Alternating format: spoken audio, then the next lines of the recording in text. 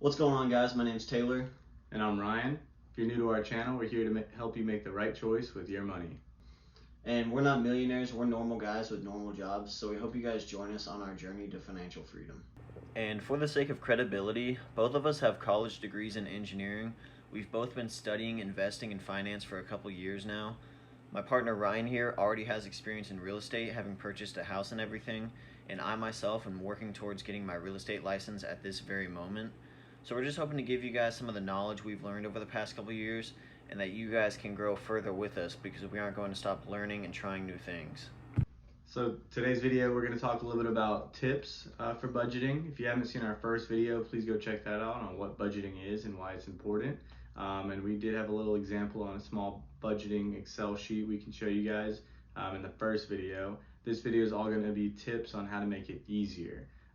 So just little quick things we've learned from our experience of making budgets and apps we've used and different things.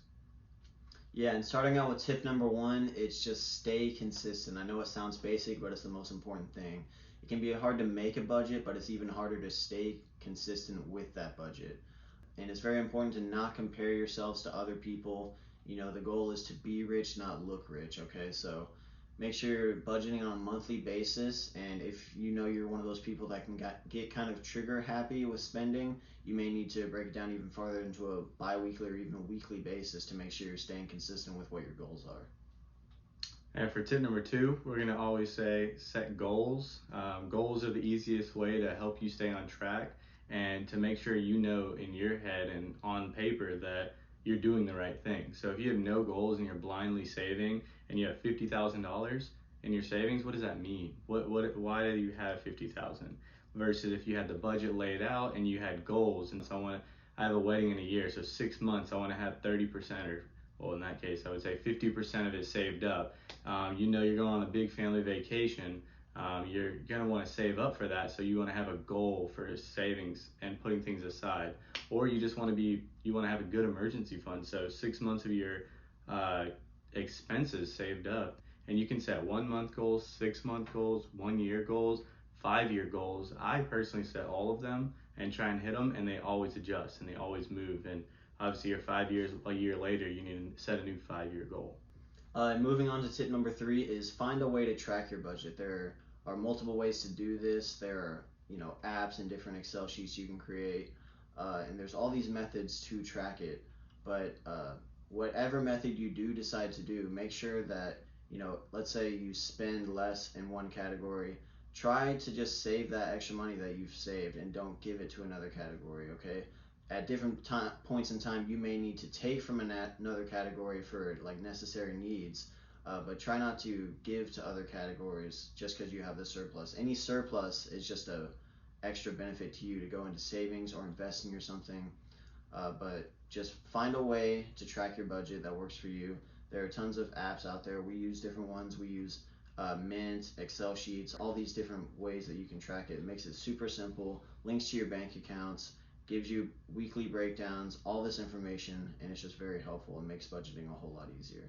Tip number four goes right along with that, and make it accessible, easily accessible. Whether you have it in a Google spreadsheet that you can pull up on your phone and say, okay, I'm out with my friends and we're about to go out for expensive dinner. But if you have no idea how much you have left in your food or your fun category, you're just gonna go, okay, I'm gonna spend the money.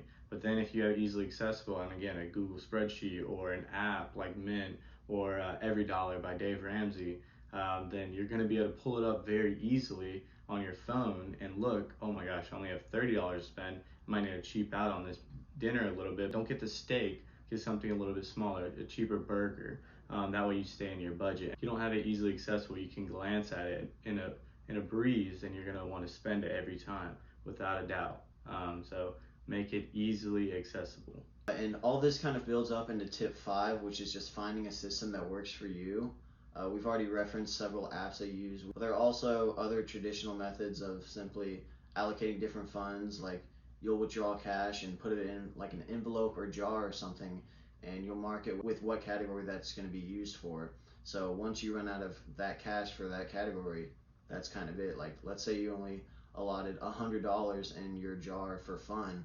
Once you're out of that $100 for the month, you need to have the discipline it takes to be like, okay, that's my cutoff. This is where I stop. This is what I budgeted for, and I'm going to stick true to it in order to reach the goals that I've set for myself in the future. So tip number 6 is going to be make a $0 budget. It sounds kind of confusing, $0 in your budget. That means you have no money to spend. No, that's not the case. $0 budget just means make sure every dollar that comes in, income-wise from your W-2 job or from a side hustle, or you got birthday checks or anything like that, make sure every dollar is allocated to something so that every time you go look, you don't have, okay, this month I didn't spend $50. Where is $50 going to go? You know $50 is going to go towards fun. So in that case, go ahead and set aside every penny, every dollar to a category.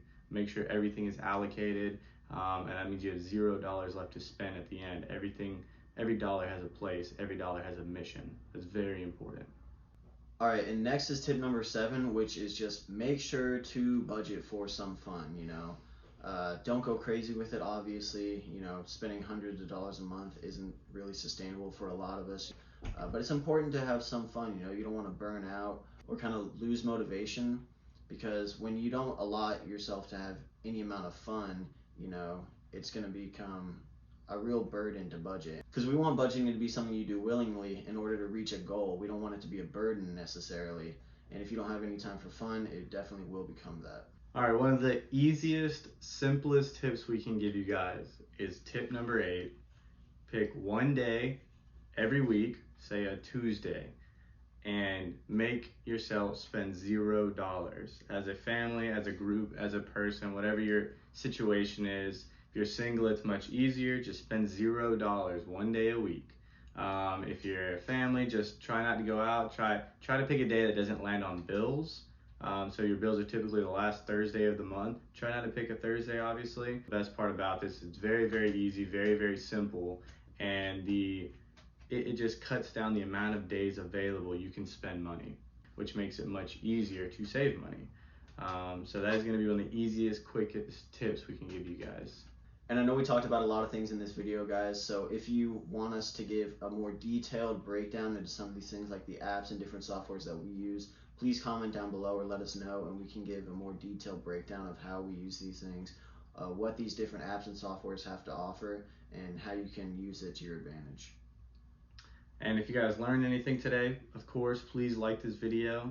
If you want to learn more, if you want to keep following along our journey and follow along with us, please go ahead and subscribe. Other than that, we'll see you guys in the next video. Thanks, guys.